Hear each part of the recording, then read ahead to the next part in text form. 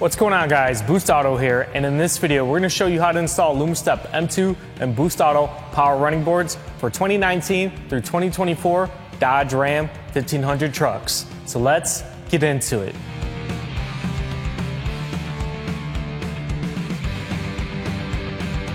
Introducing LumaStep M2, the successor of Boost Auto's LumaStep M1, the one-of-a-kind light-up running board that took the industry by storm.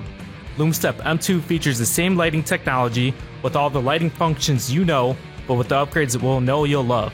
Experience the comfort of our premium auto retract and auto deploy technology, featuring heavy-duty front motors on both sides that output over 2 times the torque of some of the other stuff out there. They are ready to go when you'll need them and tuck away when you're done. Boost Auto powered running boards feature all the awesome features from LumaStep M2 without the light up functionality for those who love to keep a low profile. These boards are just as rugged and powerful as LumaStep M2, with the benefit of being nearly invisible when not in use. This specific procedure applies to 2019 and newer Dodge Ram 1500 crew cab trucks. Now in this video we'll be showing you how to install both LumaStep M2, our one-of-a-kind light-up running boards, as well as our Boost Auto power boards. We'll be sure to break down the steps for both procedures throughout the video. To get the latest on fitment information, availability, and to purchase these boards, check out our website, boostauto.com. Your kit will contain 2 boxes, your running board box and your bracket box. Your running board box will contain the running boards, and for our LumaStep M2 installers, it'll contain the lighting harnesses and adapters needed for your install. And if you option for Rocklight functionality with our Rocklight harness, you'll receive that too. More on that later. Your bracket box will contain the brackets and all the necessary hardware to install your brackets, as well as your control unit and your control unit harness for this install. Finally, here's a list of tools you'll need for this install.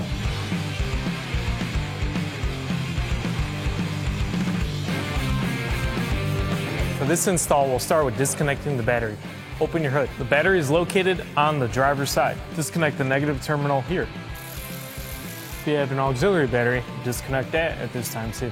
We're showing this procedure on the left. However, it can be easily done on the ground. We'll start with mounting our brackets on the driver's side. Our first location will be towards the front of the vehicle, and our second location will be towards the rear of the vehicle.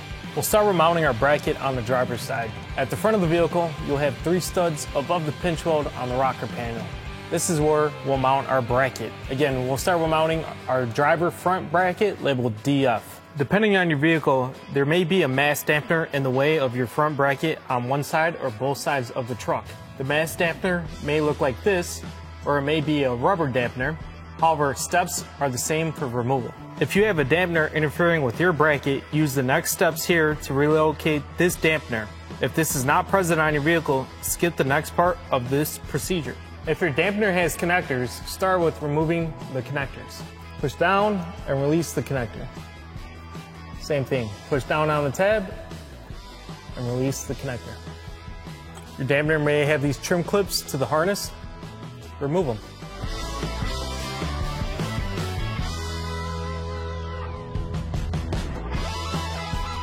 Now looking front on at the dampener, remove the 4 bolts.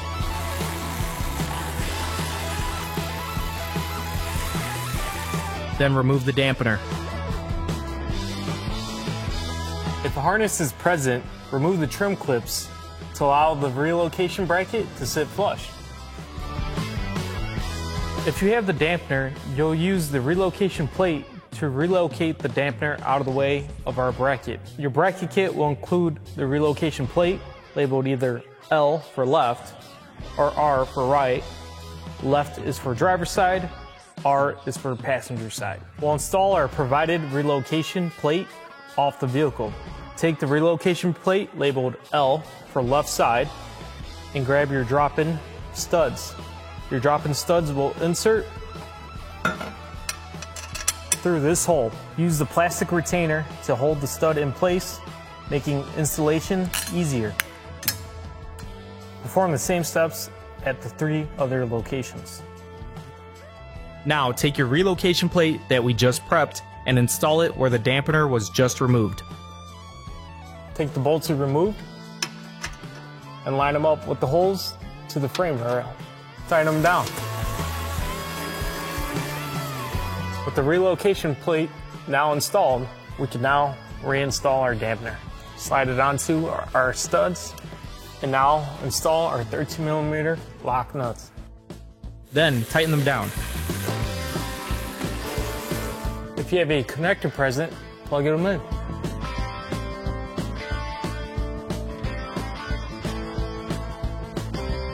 Some vehicles may have a connector with a metal retainer on the frame rail, like here. If this is contacting the bracket, simply remove the bolts and tie the connector out of the way.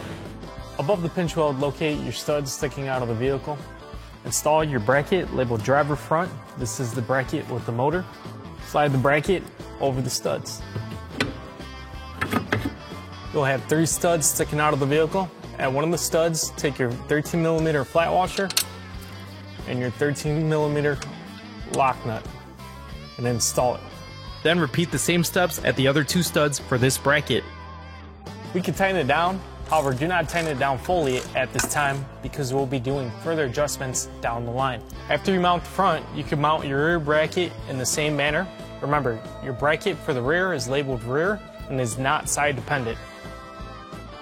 Locate the studs and slide your bracket over. Now, just like the front, take your flat washer and your 13mm lock nut.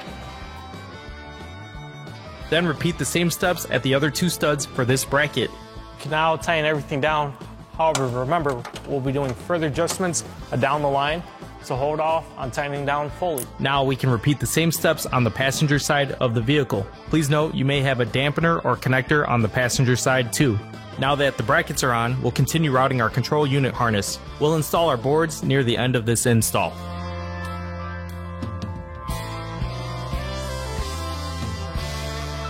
With our brackets installed, we'll now take our control unit harness and locate the gray connector labeled driver side motor and tape it to a strain out metal piece so we can route it down to the bracket. For those of you installing LumaStep M2 running boards, you'll take the lighting harness with the red power and ground terminals and route the 2 black connectors on the other end of the harness down to the running board as well. This will enable the lighting features if you option for our LumaStep M2 running boards. We're going to route the harness back by the firewall, down the engine bay, through the wheel liner, towards the bottom here at our bracket. Route the strain out metal piece down to our bracket. Once it pokes through, now pull out the straighten out metal piece. With it through, we can now untape our harness. Plug in your gray connector that you just routed down to your bracket. And for our LumaStep M2 installers, take your extension harness off of your bracket and the 2 black connectors we just routed down and plug them into the corresponding slots. Now tie your harnesses out of the way from any moving components or heat. We can now perform the same steps on the passenger side. At your control unit harness, locate the gray connector labeled passenger side motor and route it over to the passenger side. For our LumaStep M2 installers, we'll be taking the lighting harness without the ring terminals and routing it down to our bracket as well.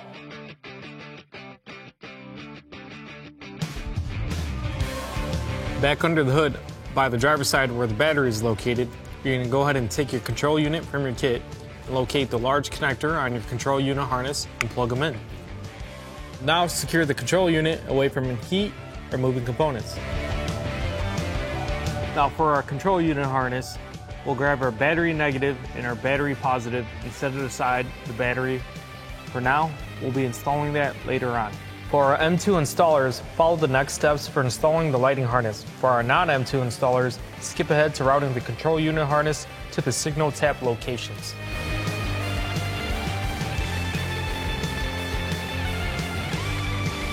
We'll now have to access the back of our headlight. To do so, we'll go ahead and start with removing the front of the fender liner.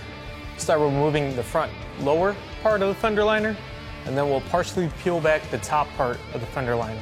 Now we can remove the lower fender liner. Remove the 5 screws. You'll have 3 on the outside and 2 on the inside.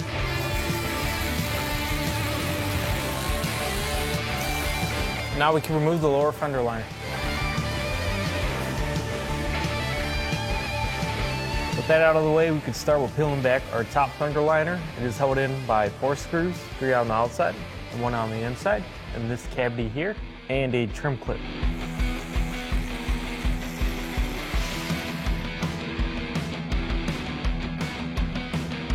partially peel back your fender liner.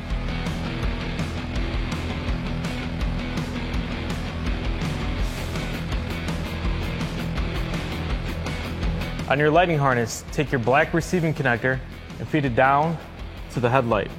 And now we can repeat the same steps on the passenger side of the vehicle.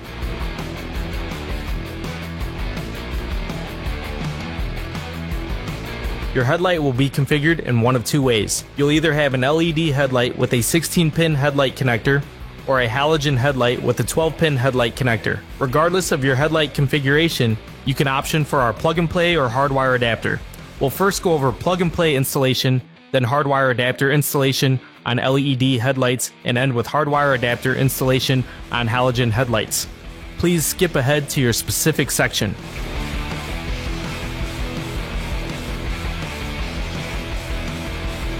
We'll first show you how to install the plug-and-play adapter that you can option with your running boards. Please note, if you did not option for plug-and-play adapter, your kit will come with our hardwire adapter instead. For plug-and-play installation, please follow these next steps. The headlight on this truck is a LED headlight, so this truck has a 16-pin headlight connector. Starting on the driver's side of the truck with the headlight connector removed, insert the plug-and-play adapter into the connector.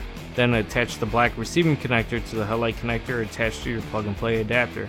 Once that's connected, install the other end of the plug-and-play adapter to the headlight housing. On the passenger side, install the plug-and-play adapter in the same way.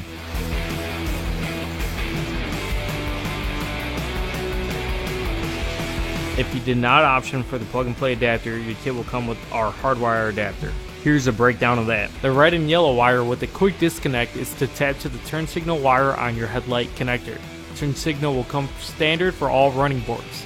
The blue wire with a quick disconnect is for enabling running light if you option for it. If you did not option for running light, this wire will not be active. You can simply tape the disconnect out of the way. The white wire with the butt connector is for rock light if you option for it. If you did not option for rock light, this wire will not be active, so be sure to tape the butt connector out of the way. Simply tapping the wires on the headlight connector for optional applications will not enable those features. The only wires active on your hardwire adapter will be the ones you option for when purchasing your running boards.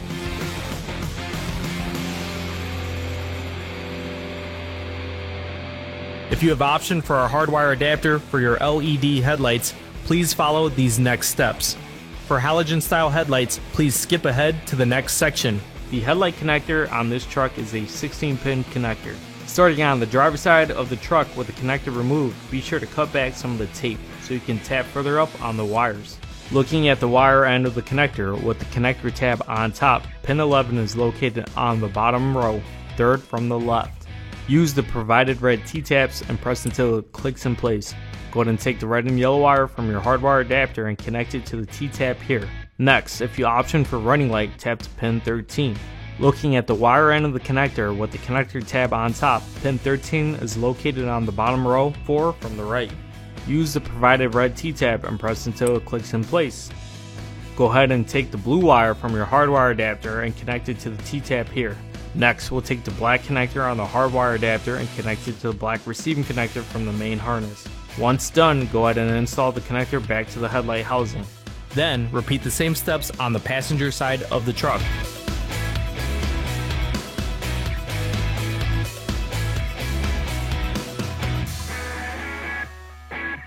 If your truck came equipped with halogen headlights, follow these next steps. The headlight connector on halogen headlights is a 12-pin connector. Starting on the driver's side of the truck with the connector removed, be sure to cut back some of the tape so you can tap further up on the wires. Start by tapping to pin 4 for turn signal. Looking at the wire end of the connector with the connector tab on top, pin 4 is located on the top row 4 from the left. Use the provided red T-tap and press until it clicks in place. Go ahead and take the red and yellow wire from your hardwire adapter and connect it to the red T-tap here. Next, if you option for running light, tap to pin 7. Looking at the wire end of the connector with the connector tab on top, pin 7 is located on the bottom row, all the way on the left. Use the provided red T-tap and press until it clicks in place. Go ahead and take the blue wire from your hardwire adapter and connect it to the T-tap here. Next, we'll take the black connector on the hardwire adapter and connect it to the black receiving connector from the main harness. Once done, go ahead and reinstall the connector back into the headlight housing. Then repeat the same steps on the passenger side of the truck.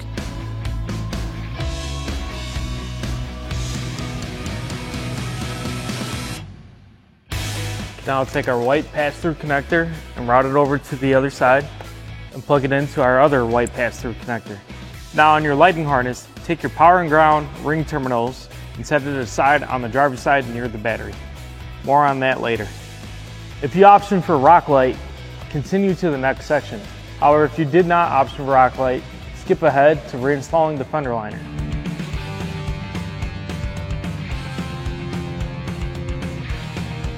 The rock light function overrides any existing function when activated and now puts a solid white light. This will remain on until you switch it off and cannot be overridden by functions such as turn signal or running light. If you did not option for rock light, you can skip to the next section. If you did option for our rock light but did not purchase our rock light harness, you will simply need to run a 12-volt power feed to the white wire on the plug and play or hardwire adapter. If you have an existing rock light or auxiliary switch, you can use that, or any 12-volt trigger will do. If you did option for our rock light harness, follow these next steps. Your harness will have the power terminal, 2 long white wires that will go to the headlight, and your switch. Starting on the driver's side, go ahead and grab some of the white wires and route it down towards the headlight connector. You may want to have your headlight connector disconnected to have better access to your plug and play adapter or hardwire adapter. Regardless of whether you have our plug and play adapter or our hardwire adapter, the white wire from your rock light harness will connect to the white wire with the butt connector. Connect the white wires from the rock light harness to the white wire on your adapter.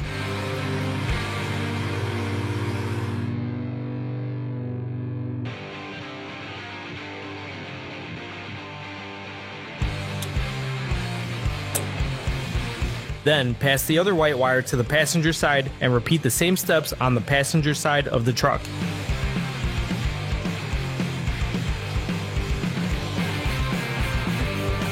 Now proceed with reinstalling our fender liner. Realign the partially peeled back fender liner. Remember, we have 3 screws on the outside, a trim clip, and 1 screw in this cavity. We can now reinstall.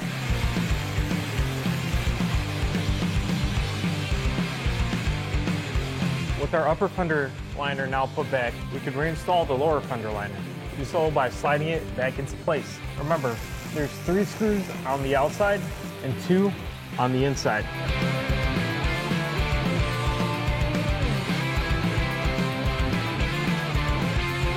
Next, we'll be routing our signal input wires inside the vehicle. For those of you who option for our rock light harness with LumaStep M2, we'll be routing those wires from that harness inside the vehicle here as well. We'll be routing it through the grommet back by the firewall.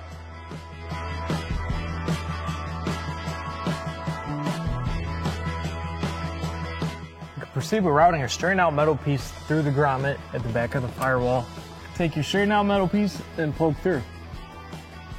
Peel back the grommet slightly and poke on through. Once it pokes through the grommet under the engine bay, pull it through. However, do not pull it through all the way because we'll be pulling it back inside the cabin. Now locate the wires labeled signal input on your control unit harness and tape it to the end of the straightened out metal piece you just ran through the grommet. And for our M2 installers who option for our rock light harness, grab your switch and on the back side of the switch, unplug the 2 connectors. We'll also tape these 2 wires to the straightened out metal piece as well. With it all taped up, pull the harness back into the cabin. Untape the harness. For our M2 installers who option for rock light, you can set those aside for now. We can now proceed with installing our signal input wires on our control unit harness. We'll be tapping our signal input wires behind this access panel here. To do so, we'll remove this kick panel first. Using a trim tool, I can now free the kick panel by prying it out of place.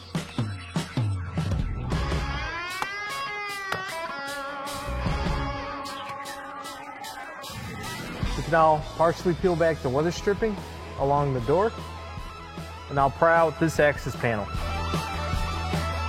With that out of the way, we'll be tapping our signal input on our control unit harness here at this module. To get further access on the module, we'll have to free it up. Do so by sliding it up and out that way. There's a tab on the top and a tab on the bottom of the module that'll allow you to slide it up.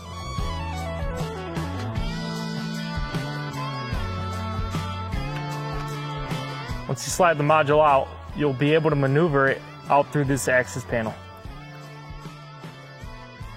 Like we said, it has 2 tabs holding it in. Once you slide it up and out, it'll be free. Next, we'll tap our signal high and low inputs to any 2-pin connector on the module. For filming, we'll disconnect this connector here for more space, but this is not necessary if you have enough room. Pull up on this tab and release the connector. Before we tap into pins 1 and 2, with the connector tab pointing up, pin 1 is at the top. Over on the bench, let's take a look at the control unit taps we'll use to tap to the wires on the connector. The taps have a wide and narrow side. With the wider side of the control unit tap open, bring the wire over and press down on the tap firmly. Next, on the narrower side of the control unit tap, take your signal input and place it in the tap. Finally, press down firmly on the tap. Now, let's get back to the install. We'll start by tapping our signal high input at pin 1. With the tab on top, pin 1 is the topmost pin. Take a provided control unit tap and tap to pin 1. Press down until it clicks in place. Next, connect the signal input labeled high to the other end of the T-tap. Press down until it clicks in place. Next, we'll tap our signal low input at pin 2. With the tab on top, pin 2 is the bottommost pin. Take a provided control unit tap and tap to pin 2. Press down until it clicks in place. Next, place the signal input labeled low to the other end of the T-tap. Press down until it clicks in place. Again, any of the 2-pin connectors on this module will work. Simply make sure you tap the signal input labeled high to pin 1 and the signal input labeled low to pin 2. Finally, reinstall the 2-pin connector if you removed it. With everything installed, we can now reinstall the module. On the back side of the module, there's 2 tabs. You'll slide it back over the bracket and align it in place. Maneuver the module back in. Once you get it in, you can slide it now into the bracket. Push it all the way straight down. Once the module is reinstalled, secure any excess wire out of the way. Reinstall your access panel. Reinstall your weather stripping. And now we could reinstall the kick panel.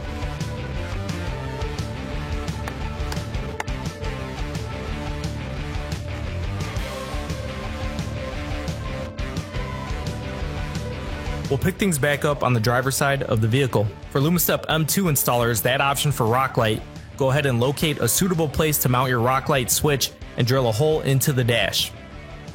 Once the hole is drilled, install the rock light switch. Be sure to connect the white wire to slot 1 and the red wire to slot 2.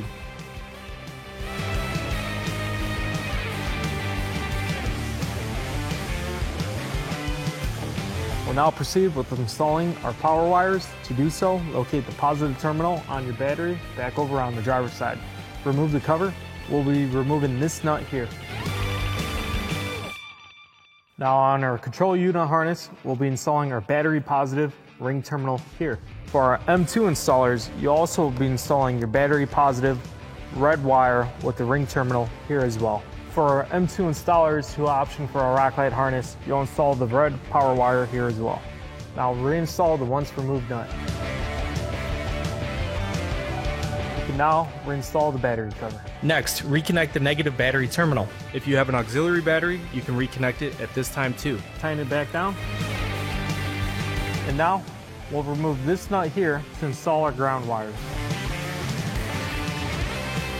Now take your control unit harness labeled battery negative and install it here. And for our LumaStep M2 installers, you'll take your lighting harness with the black wire with the ring terminal and install it here as well. Reinstall the once removed nut.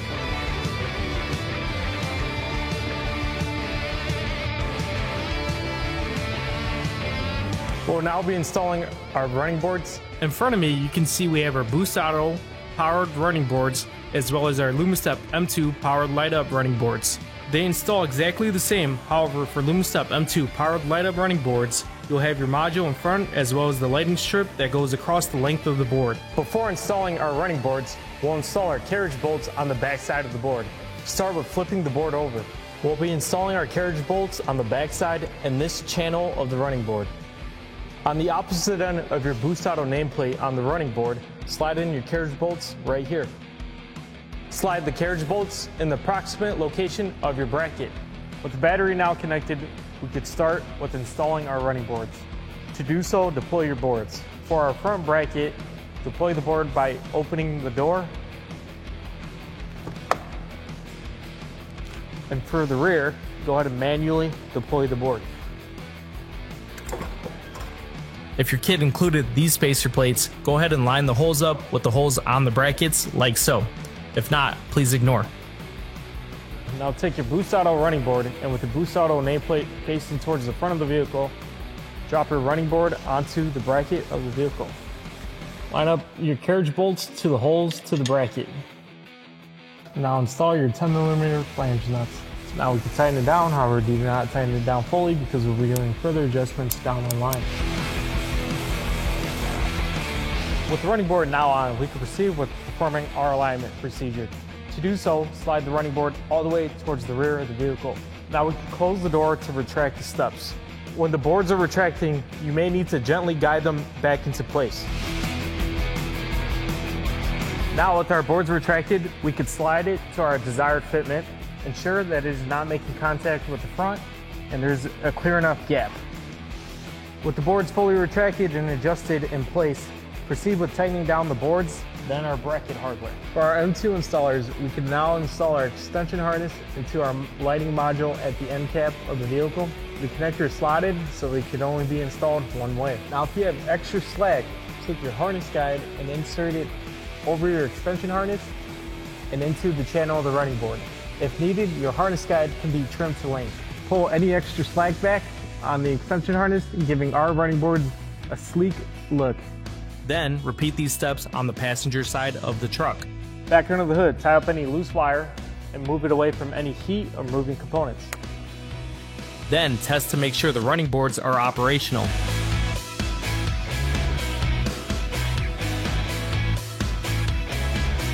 Now, here's a quick overview of the cleaning procedure for your new running boards. On either side of the vehicle, simply open the door and allow the board to deploy. With the board now deployed, step on the running board and close the door. After a few seconds, the board will then try to retract. Thanks to our pinch sensing technology, the board will stay deployed for ease of cleaning. Simply take your foot off the boards and proceed to clean. If you optioned your running boards with step pads, we highly recommend our step pad cleaning solution to prolong the longevity of your step pads. Once done, you can open and close the doors to retract the running boards. That wraps up this install for LumaStep M2 and Boost Auto power running boards for 2019 through 2024 Dodge Ram 1500 trucks. If you guys like what you see, head on over to our website and get yourself a set today. That's all for now. We'll catch you in the next one.